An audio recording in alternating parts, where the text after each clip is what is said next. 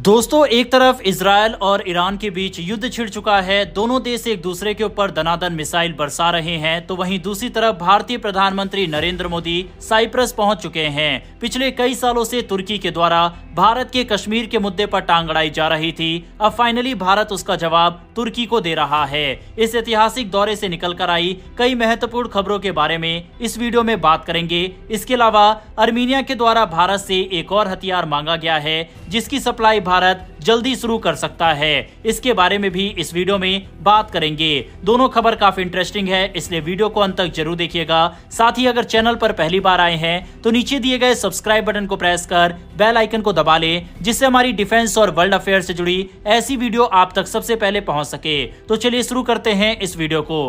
प्रधानमंत्री नरेंद्र मोदी 5 दिन की विदेश यात्रा पर निकले हैं, जिसमें वो 3 अहम देशों साइप्रस, कनाडा और क्रोएशिया का दौरा करेंगे।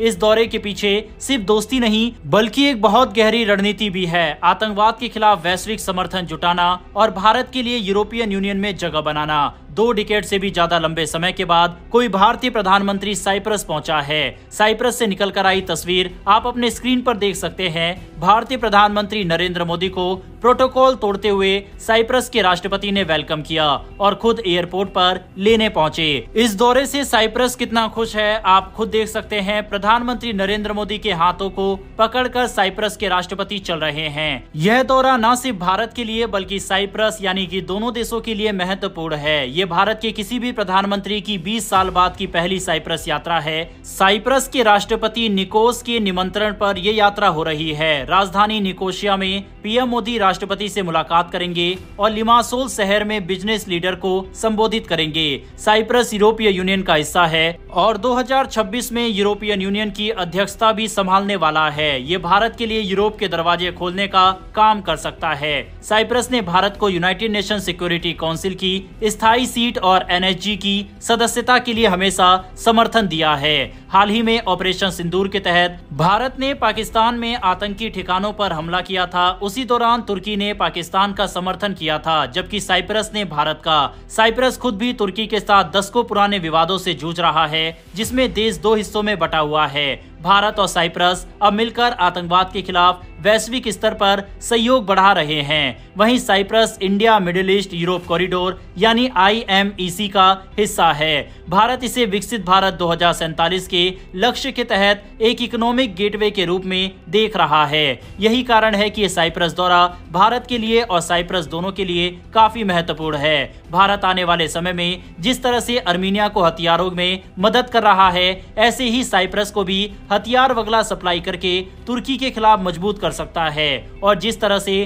तुर्की पाकिस्तान को हथियार देकर उसको मजबूत करने की कोशिश करता है, यही काम भारत तुर्की के बैकयार्ड में भी कर सकता है। इस दौरे के बाद प्रधानमंत्री नरेंद्र मोदी पहुंचेंगे कनाडा, जहां वो 16 से 17 जून को होने वाले G7 शिखर सम्मेलन में हिस्सा लेंगे। कनाडा के प्रधानमंत्री मार्क कार्नी के निमंत्रण पर ये यात्रा हो रही है। ये पीएम मोदी की लगातार 6वीं G7 समिट में भागीदारी होगी। ये दौरा उस समय हो रहा है जब भारत और कनाडा के रिश्ते 2023 के खालिस्तानी विवाद के बाद तनाव में थे। कनाडा के पूर्व पीएम जस्टिन ट्रूडो ने भारत पर एक खालिस्तानी आतंकी हरदीप सिंह निज्जर की हत्या में शामिल होने का आरोप लगाया था। अब भारत और कनाडा के बीच फिर से संवाद शुरू करने का प्रयास हो रहा है। विदेश मंत्रालय ने कहा है कि भारत और कनाडा दोनों लोकतांत्रिक देश है और कानून के राज में विश्वास रखते हैं। पीएम मोदी की इस 5 दिवसीय यात्रा का आखिरी पड़ाव क्रोएशिया, जहां वो 18 जून को आधिकारिक यात्रा पर जाएंगे।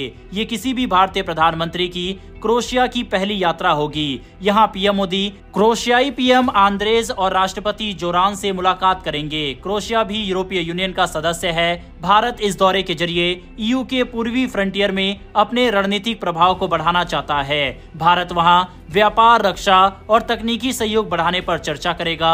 आतंकवाद के खिलाफ वैश्विक समर्थन जुटाना, खासकर जब भारत ने ऑपरेशन सिंदूर के जरिए पाकिस्तान में आतंकी ठिकानों पर जवाबी हमला किया है। दूसरा, यूरोपीय यूनियन में भारत का मजबूत पैठ बनाना। साइप्रस और क्रोएशिया जैसे देशों के जरिए भारत EU के साथ व्यापार, तकनीक और सुरक्षा पर साझेदारी मजबूत कर सकता है। तीसरा, भारत की वैश्विक छवि और नई ऊंचाइयों पर ले जाना। G7 समिट जैसे मंच पर भारत की मौजूदगी उसकी सॉफ्ट पावर और डिप्लोमेटिक स्ट्रेंथ को दर्शाता है। इसके अलावा प्रधानमंत्री नरेंद्र मोदी अमेरिकी राष्ट्रपति ट्रंप से भी G7 की साइडलाइन में मुलाकात करेंगे, जो कि भारत अमेरिका के बीच जो पिछले समय से विवाद चल रहा है उसको कम करने में मदद कर सकता है। हाल ही में ये खबर भी सामने आई थी कि आसिम मुनीर को मिलिट्री डे परेड में अमेरिका ने इनवाइट किया है। हालांकि व्हाइट हाउस की तरफ से बिल्कुल ये साफ क्लियर कर दिया गया है कि किसी भी देश के मिलिट्री लीडर वगैरह को हमारी तरफ से इनविटेशन नहीं भेजा गया है, यानी कि ये खबर पूरी तरह से फेक थी। यानी कि पाकिस्तान एक बार फिर से झूठा प्रोपेगेंडा फैलाकर अपना मजाक बनवा बैठा है। बढ़ते हमारी अगली खबर की तरफ, जो कि अर्मीनिया से निकलकर सामने आ रही है। हाल ही में फ्रांस के अंदर भारत के विदेश मंत्री जयशंकर से अर्मीनिया के विदेश मंत्री की मुलाकात हुई और अब अर्मीनिया भारत की तोपों में अपना इंटरेस्ट दिखा रहा है। दरअसल साल 2022 में अर्मीनिया ने भारत से एक बड़ी डिफेंस डील साइन की थी। इस डील के तहत भारत की company Kalyani strategic system limited, जो भारत फोर्ज की सब्सिडरी है, अर्मीनिया को 72 unit mark 155 mm 39 calibre wheeled self propelled howitzer तोपे दे रही है। इस डील की कुल कीमत थी 155.5 मिलियन अमेरिकी डॉलर, यानी करीब 1300 करोड़ रुपए।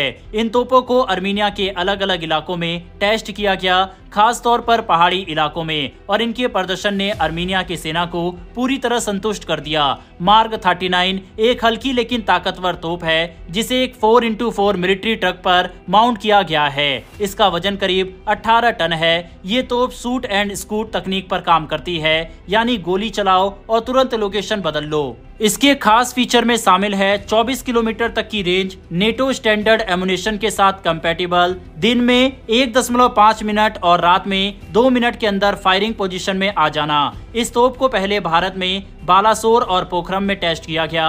अब जब मार्क 39 से अर्मीनिया को अच्छे नतीजे मिले तो उन्होंने KSSL से एक नया अपग्रेड वर्जन मांगा है और इसी के जवाब में सामने आया है मार्क 45, जो कि 155 mm 45 कैलिबर तोप है। इसे फरवरी 2025 में आबू धाबी के IDEX शो में लॉन्च किया गया था। इसकी खूबियां, रेंज बढ़कर 36 किलोमीटर से भी ज्यादा हो गई, वजन 23.5 टन, 4x4 चेसिस पर माउंट, केवल 90 सेकंड में फायर करके पोजीशन बदलने की इसकी क्षमता है। यह अपग्रेड अर्मीनिया की जरूरतों को ध्यान में रखते हुए खास तौर पर तैयार किया गया है, खासकर ज्यादा रेंज और ऊंचे इलाके में मूव करने वाली तोपों की जरूरत को देखते हुए। मार्ग सीरीज के अलावा भारत ने अर्मीनिया को ऑफर किया है अटैक्स भी। ये एक ट्रक माउंटेड 155 mm 52 कैलिबर की तोप है, जिसे DRDO, KSSL और टाटा एडवांस सिस्टम ने मिलकर बनाया है। इसकी खासियतें 48 किलोमीटर तक की रेंज, 65% से ज्यादा इंडिजिनस कंपोनेंट्स, ऊंचाई वाले इलाकों में भी सफल प्रदर्शन। 2023 में अर्मीनिया ने इसकी 6 यूनिट्स खरीदी है और 2024 में 84 और यूनिट खरीदने की योजना है। अर्मीनिया के लिए भारत का ये सहयोग बहुत महत्वपूर्ण है, क्योंकि उसे 2020 के नागर्नो काराबाख युद्ध में भारी तोपखाना नुकसान हुआ था। उसे चाहिए हल्की, मोबाइल और पहाड़ों में इस्तेमाल हो सकने वाली तोपें। भारत की टेक्नोलॉजी नेटो स्टैंडर्ड के अनुकूल है, जो अर्मीनिया के लिए फायदेमंद है। भारत के लिए ये एक बड़ा अवसर है।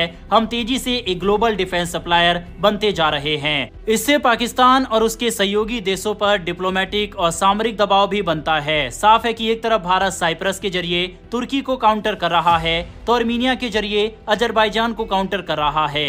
बहरहाल इस वीडियो में इतना ही। इन्फॉर्मेशन और वीडियो पसंद आई हो तो वीडियो को लाइक करके हमारी आने वाली डेली ऐसी वीडियो के लिए नीचे दिए गए सब्सक्राइब बटन को प्रेस कर बेल आइकन को जरूर दबा लें। फिर मिलेंगे ऐसी एक नई वीडियो के साथ। धन्यवाद। जय हिंद, जय भारत।